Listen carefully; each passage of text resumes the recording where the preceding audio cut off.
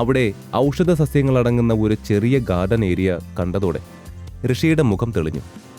അവിടെ നിന്ന് തനിക്ക് ആവശ്യമായ പച്ചില ചെടികൾ പറിച്ച് എല്ലാം പ്രത്യേകമാക്കി വെച്ചു. അവൻ ചെയ്യുന്നതെല്ലാം ജിഷ അത്ഭുതത്തോടെ നോക്കിയിരിക്കുന്നത് കാണേ അവൻ അവളെ നോക്കി പുഞ്ചിരിച്ചു. ഇത് ചെയ്തു തീർക്കാൻ കുറച്ച് സമയമെടുക്കും.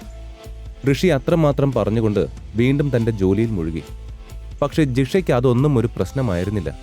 കൗതുകം മാത്രമായിരുന്നു അവൾക്ക് അതിനോട്. ഋഷി തന്റെ ജോലി തുടർന്നുകൊണ്ടിരുന്നു. കുറച്ചു കഴിഞ്ഞപ്പോൾ മുറിയിലാകെ ഒരു അപരിചിതമായ ഗന്ധം പരന്നു. ഒടുവിൽ ഋഷി പാത്രത്തിലെ മരുന്നിന്റെ പൊടി മറ്റേതോ ഔഷധപാനീയം ഉപയോഗിച്ച് 4 ഗുളികകളാക്കി മാറ്റിക്കഴിഞ്ഞിരുന്നു. ഈ ഗുളികകൾ എങ്ങനെയാണ് നിർമ്മിക്കുന്നതെന്ന് നിനക്ക് ശരിക്കും അറിയാമായിരുന്നോ? അവൻ ചെയ്യുന്നതെല്ലാം കണ്ടിട്ടും ജിഷയ്ക്ക് അത് നിസ്സാരമായി എടുക്കാൻ കഴിഞ്ഞില്ല. ഇത് ഞാനുണ്ടാക്കിയ ആദ്യത്തെ ടാബ്ലറ്റാണ്. ഇതുപോലെ വേറൊരു വീട്ടിലെ അടുക്കളയിൽ വെച്ചാ അത് ഞാൻ അന്നുണ്ടാക്കിയത്. ഋഷി ഗൗരിയുടെ കാര്യം ഓർത്തുകൊണ്ട് പറഞ്ഞു. ഈ ടാബ്ലറ്റിന്റെ പേരെന്താ? ബ്ലാക്ക് മാർക്കറ്റിൽ ഞാൻ അന്വേഷിച്ച ഓരോ ടാബ്ലറ്റും എനിക്ക് കിട്ടിയിരുന്നു, ബട്ട് വീര്യം കുറഞ്ഞത്. പക്ഷെ നീ കഴിക്കുന്ന ടാബ്ലറ്റിനെ കുറിച്ച് മാത്രം ആർക്കും ഒന്നും അറിയില്ലായിരുന്നു. അതുകൊണ്ടാ നീ കഴിച്ചത് റെയറായിട്ടുള്ള ടാബ്ലറ്റ് ആണെന്ന് ഞാൻ ചിന്തിച്ചത്. ജിഷ സത്യം തുറന്നു പറഞ്ഞു. ഞാനിത് സ്വയം ഉണ്ടാക്കിയതല്ലേ, അതുകൊണ്ടാ ആർക്കും ഇതിനെപ്പറ്റി അറിയാത്തത്. ഞാൻ ഇതുവരെ ഇതിന് പേര് പോലും ഇട്ടിട്ടില്ല. അല്ലെങ്കിൽ നമുക്കിതിനെ പവർ പിൽ എന്ന് വിളിക്കാം. അതും പറഞ്ഞുകൊണ്ട് ഋഷി അവനുണ്ടാക്കി വെച്ച 4 ഗുളികകളിൽ നിന്നും 3 എണ്ണം കയ്യിലെടുത്തു. ഒന്ന് എനിക്കും തരൂ ഋഷി, ജിഷ കൗതുകത്തോടെ ചോദിച്ചു. അവളുടെ മുഖത്ത് അത് കഴിച്ചു നോക്കാനുള്ള ആവേശം പ്രകടമായിരുന്നു. അവൾക്ക് അവന്റെ കയ്യിലുള്ള ഗുളികകളെല്ലാം തട്ടിപ്പറിച്ചെടുത്ത് ഒറ്റയടിക്ക് കഴിക്കണമെന്ന് മനസ്സിലുണ്ടായിരുന്നു. അത്രയ്ക്കും അവൾക്ക് ആ ടാബ്ലറ്റ് കഴിച്ചു നോക്കാൻ ആഗ്രഹമുണ്ടായിരുന്നു. നിനക്ക് ഇത് വേണോ ജിഷ? ഋഷി കളിയാക്കലോടെ അവളോട് ചോദിച്ചു. നിന്നെ തട്ടിക്കൊണ്ട് വന്നു തന്നെ ഇതിനു വേണ്ടിയല്ലേ ഋഷി? അപ്പൊ പിന്നെ ആ ചോദ്യത്തിന് പ്രസക്തിയുണ്ടോ? ജിഷ തിരിച്ചു ചോദിച്ചു. ഓഹോ, അപ്പോ അങ്ങനെയാണ് കാര്യങ്ങളല്ലേ? അവളെ കളിയാക്കിക്കൊണ്ട് ഋഷി തൊട്ടടുത്ത നിമിഷം കയ്യിൽ വെച്ചിരുന്ന 3 ഗുളികകളും അവൻ സ്വയം വായിലാക്കി ചവയ്ക്കാൻ തുടങ്ങി. സത്യത്തിൽ ഋഷി ഈ ഗുളിക ഇങ്ങനെ സ്ഥിരമായി കഴിക്കുന്നത് കാരണം അവന്റെ ശരീരം ആ മരുന്നിന്റെ എഫക്റ്റുമായി പൊരുത്തപ്പെട്ട് കഴിഞ്ഞിരുന്നു. ഒരു ഗുളിക കഴിച്ചാൽ അവന്റെ ശരീരത്തിൽ ഇപ്പോൾ ഒന്നും ആകുമായിരുന്നില്ല. മിഠായി കഴിക്കുമ്പോൾ ആയി കഴിഞ്ഞിരുന്നു അവൻ ആ മരുന്ന്. 2ഓ 3ഓ കഴിച്ചാൽ മാത്രമേ ഋഷിക്ക് പൂർണ്ണമായും തന്റെ ശരീരത്തിന്റെ ശക്തിയും ഊർജവും പുറത്തു കൊണ്ടുവരാൻ പറ്റുമായിരുന്നുള്ളൂ. അവന്റെ ശരീരം ഇപ്പോൾ പണ്ടത്തേതിലും ശക്തിയുള്ളതായി മാറിക്കഴിഞ്ഞിരുന്നു. അതുകൊണ്ടാണ് അത്രയും ചതവും മുറിവും കത്തിക്കുത്തും ഒക്കെ ശരീരത്തിന് ഏറ്റിട്ടും സാധാരണ ഒരു മനുഷ്യനേക്കാൾ വേഗത്തിൽ അവൻ സുഖപ്പെട്ടത്. ഹോസ്പിറ്റലിൽ ഉണ്ടായിരുന്നവർ പെട്ടെന്നുള്ള ഈ സുഖം പ്രാപിക്കൽ കണ്ട് അമ്പരന്നിരുന്നു. നീ ഈ ഗുളിക എനിക്ക് വേണ്ടി ഉണ്ടാക്കിയതല്ലേ? എന്നിട്ട് നീ എന്തിനാ അത് കഴിച്ചേ? ജിഷ അവനോട് പരാതി പറഞ്ഞുകൊണ്ടിരുന്നു. ഇപ്പോൾ മേശപ്പുറത്ത് ഒരു ഗുളിക മാത്രം അവശേഷിച്ചു. അവൾ അത് പെട്ടെന്നെടുത്ത് വായിലിട്ടാലോ എന്ന് ചിന്തിച്ചു. കാരണം തനിക്ക് മുന്നേ ഋഷി വീണ്ടും ഈ ഗുളിക കൂടി എടുത്ത് കഴിച്ചാലോ എന്ന ഭയം അവൾക്കില്ലാതിരുന്നില്ല. എനിക്ക് ഈ ഗുളിക ഉണ്ടാക്കാൻ അറിയാമെന്ന് വെച്ച് ഇത് എല്ലാവർക്കും കൊണ്ടുപോയി കൊടുക്കാനൊന്നും പറ്റില്ലല്ലോ. ഋഷി അവസാന ഗുളിക കയ്യിലെടുത്ത് വെച്ച് റോള് ചെയ്ത് കളിച്ചുകൊണ്ട് പറഞ്ഞു. സോറി ഋഷി, നിന്നെ തട്ടിക്കൊണ്ടുവന്നത് തെറ്റ് തന്നെയാ. ഇക്കാര്യത്തിൽ എന്നോടൊന്ന് ക്ഷമിക്കടാ, ജിഷ അവനോട് വീണ്ടും കെഞ്ചുന്ന പോലെ പറഞ്ഞു. ഒരു ചെറിയ പരിഹാസ ചിരിയോടെ ഋഷി തന്റെ പുരികമുയർത്തി കൂർപ്പിച്ചുകൊണ്ട് അവളെ നോക്കി. ജിഷയുടെ നോട്ടം എന്നാൽ അവന്റെ കയ്യിലെ ആ ഗുളികയിൽ നിന്ന് ഒന്ന് തെന്നി മാറിയത് പോലുമില്ല. ഞാനൊരു സത്യം പറയട്ടെ, ഈ ഗുളികയിൽ നിന്നും പണം ഉണ്ടാക്കണമെന്ന് തന്നെയാണ് എന്റെ ലക്ഷ്യവും.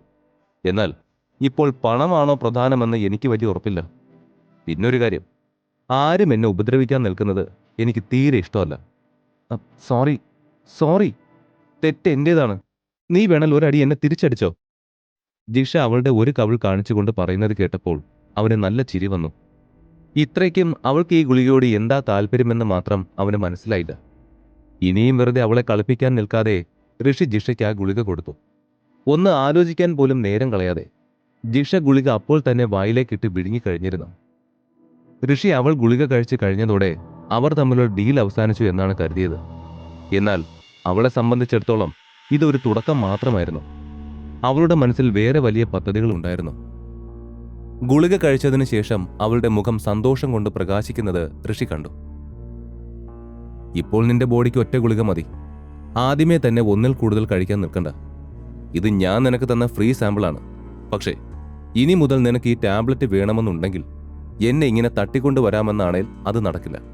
റേറ്റ് എത്രയാണെന്ന് വെച്ചാ അത് തന്നു തന്നെ നീ ഇത് വാങ്ങണം. പിന്നെ ഇതുപോലുള്ള ഗുളിക ആണെന്നും പറഞ്ഞ് നീ ഈ ബ്ലാക്ക് മാർക്കറ്റിൽ നിന്നും വാങ്ങി ഏതെങ്കിലും ഒക്കെ കഴിച്ചാൽ ഇപ്പോ ഇങ്ങനെ ഞാൻ തന്ന ഗുളിക കഴിച്ചിട്ട് നിൽക്കുന്ന പോലെ നീ നിന്നെന്ന് വരില്ല.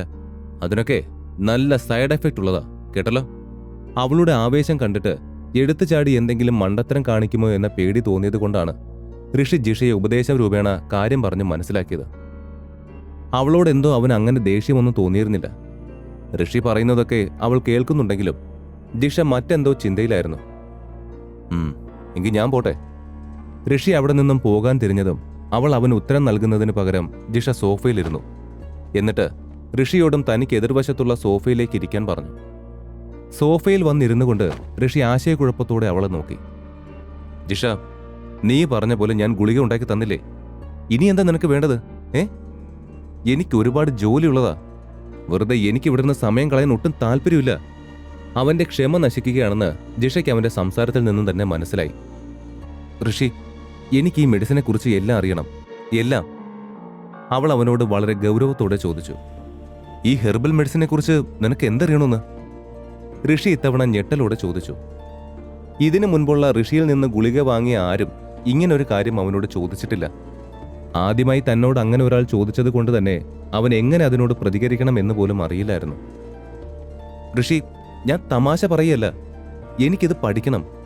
നിന്നെപ്പോലെ ഇത് എന്താണെന്നും എങ്ങനെ മാനുഫാക്ചർ ചെയ്യണമെന്നും എനിക്ക് പഠിക്കണം. നിനക്കെന്നെ എല്ലാം പഠിപ്പിക്കാൻ പറ്റുമോ? ഈ വിഷയത്തിൽ നീ എന്റെ ഗുരുവായിക്കോ? ജിഷ തീരുമാനിച്ചുറപ്പിച്ചതുപോലെ പറഞ്ഞു. ഞാൻ നിന്റെ ടീച്ചർ? കൊള്ളാം. ഇക്കാര്യത്തിൽ ഞാൻ സ്വയം ഒരു വിദ്യാർത്ഥി മാത്രമാണ് ജിഷ. അങ്ങനെയുള്ളപ്പോ ഞാൻ എങ്ങനെയാ നിനക്ക് ഗുരുവാവുന്നത്? ഇതിനൊന്നും ഞാൻ റെഡിയല്ല ജിഷ. നീ എന്താ ഇതൊക്കെ കുട്ടികളെ പോലെ സംസാരിക്കുന്നത്? അഥവാ നിനക്കിതിൽ കഴിവും ആഗ്രഹവും കൂടുതലുണ്ടെങ്കിൽ അവസരം എപ്പോഴായാലും നിന്നെ തേടി വരും. ഋഷി തന്റെ മനസ്സിലുള്ളത് അവളോട് പറഞ്ഞു.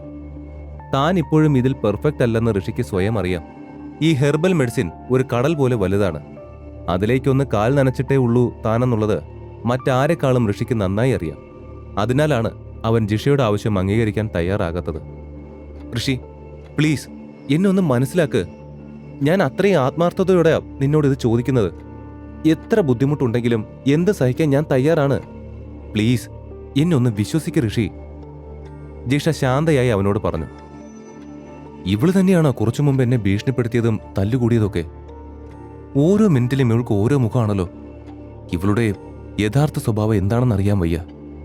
ഇവൾ ശരിക്കും പാവമാണോ അതോ അഹങ്കാരിയോ? എന്തായാലും ഇപ്പൊ കണ്ടാൽ അവൾ ശരിക്കും ജെന്യൂനായി പറഞ്ഞതുപോലെ തോന്നുള്ളൂ. ഋഷി സ്വയം ഓരോന്ന് പെറുപിറുത്തുകൊണ്ട് അവളെ തന്നെ നോക്കി. ഋഷി, ഞാൻ എന്റെ മാക്സിമം നന്നായി തന്നെ ഹെർബൽ മെഡിസിനെ പറ്റി നീ പറയുന്നത് അനുസരിച്ച് പഠിച്ചോളാം. ജിഷ സത്യം ചെയ്യുന്നത് പോലെ ഉറപ്പിച്ചു പറഞ്ഞു. അവൾക്കപ്പോൾ ഒരു ചിന്ത മാത്രമേ ഉണ്ടായിരുന്നുള്ളൂ. ആ ടാബ്ലറ്റ് കഴിക്കുന്നതിന് പകരം അത് നിർമ്മിക്കാൻ പഠിക്കുന്നതാവും തന്റെ ജീവിതത്തിന് കൂടുതൽ ഗുണകരം. ജിഷയ്ക്കെപ്പോഴും തന്റെ കൈപ്പിടിയിൽ എല്ലാം ഒതുങ്ങണം. അങ്ങനെ ആഗ്രഹിച്ചത് കൊണ്ട് മാത്രമാണ് ഇന്ന് ഈ നിലയിൽ അവൾക്ക് എത്താൻ കഴിഞ്ഞത്. ആന്റണിയുടെ പെങ്ങളായിട്ടല്ല, ജിഷയായിട്ട് ആ പേരിൽ തന്നെ എല്ലാവരും അറിയണമെന്നായിരുന്നു അവളുടെ ആഗ്രഹം. അതുകൊണ്ട് ഋഷിയെ സമ്മതിപ്പിക്കാൻ അവൾ എന്തും ചെയ്യാൻ തയ്യാറായിരുന്നു.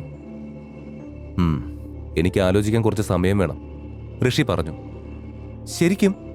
സത്യമായിട്ടും നീ ഞാൻ പറഞ്ഞതിനെപ്പറ്റി ചിന്തിക്കോ? അത് ചോദിക്കുമ്പോൾ ജിഷയുടെ ശബ്ദം വളരെ ആവേശം നിറഞ്ഞതായിരുന്നു. ഈ കഥ തുടർന്ന് കേൾക്കുന്നതിനായി ഇപ്പോൾ തന്നെ പോക്കറ്റ് FM ആപ്പ് ഇൻസ്റ്റാൾ ചെയ്യൂ. Link in description.